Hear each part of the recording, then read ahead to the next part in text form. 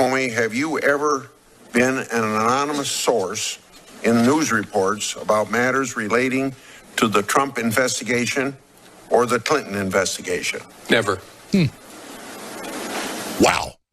Never. And we now know, under oath, he's now said he was and previous, but they won't find the memo. So here's why he's trapped. This is why he's trapped, because he cannot win. Yeah. Because even if he says, well, on May 3rd, I had not leaked anything yet, so technically I didn't lie there. Okay, well then you have a window between May 4th then and May 13th of which you would have had to have leaked that memo. Now, according to your testimony just last week, that means that you would have had to release that leak to the quote-unquote friend in media either on May 12th or on May 13th, which then that would make impossible this story that came out on May 11th. So Comey has perjured himself. He cannot get out of this. There is no way for him to get out of this. I would love to see the snake, James Comey, wiggle his way out of this one. And as you said, Alex, real media is reporting this. It's amazing the gaslighting the New York Times is doing. Here, Alex, this report says Attorney General Jeff Sessions to testify in public Tuesday. You see this report? Yes. He's not testifying Tuesday. It's not happening. It's a lie. He's not testifying. In fact, Jeff Sessions isn't even the Attorney General, Alex.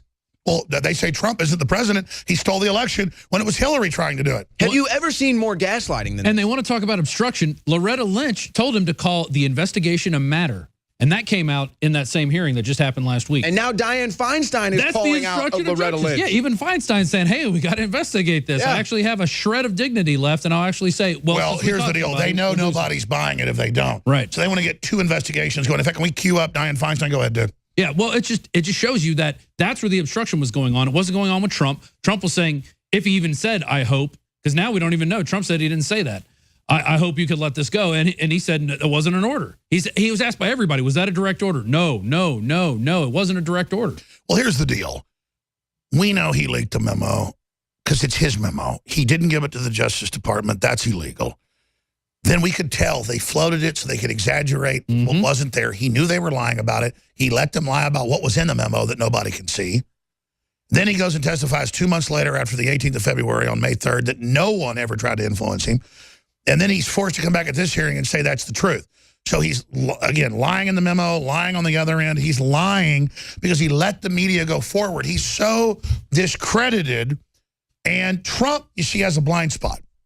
He hasn't done any of this stuff. So he says, you know, forget you, screw you, I don't care, I'll testify to Congress. He doesn't get, they don't care. Right. They're going to keep lying and keep lying and say kill him. I mean, I agree with Dr. Corsi and others. And, of course, he obviously worked in PSYOPs. He didn't just work at the State Department. I'll leave it at that.